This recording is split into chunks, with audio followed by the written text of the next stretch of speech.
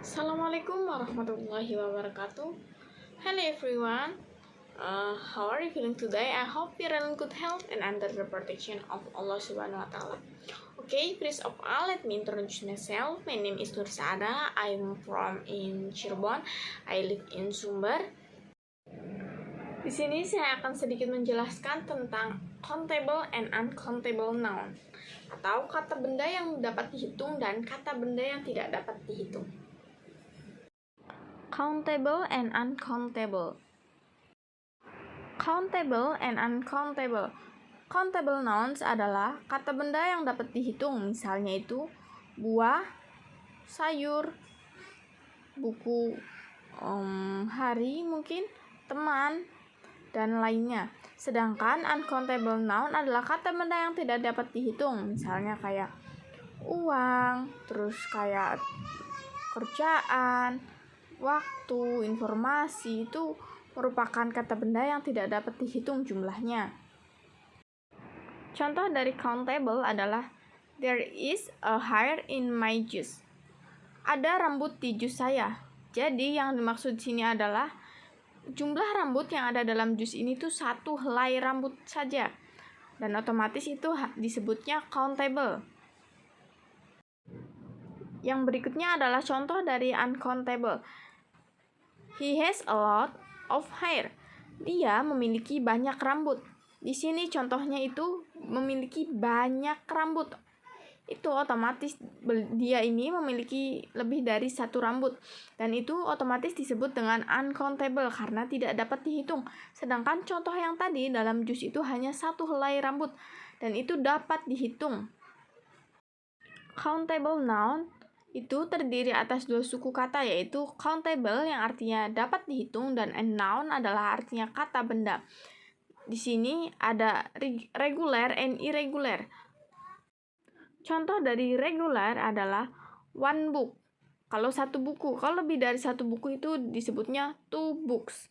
Ada tambahan s-nya. Dan berikutnya itu ada contoh satu box itu disebut boxes. Sedangkan dua box itu two boxes. Ada kalimat tambahan is-nya. Contoh berikutnya itu ada I have watches. Kalau punya dua jam tangan itu disebut I have two watches. Di ujung kalimat ini tuh terdapat imbuhan is dan ch. Tambahannya itu watch menjadi watchers, class menjadi classes, tornado menjadi tornadoes, brush menjadi brushes.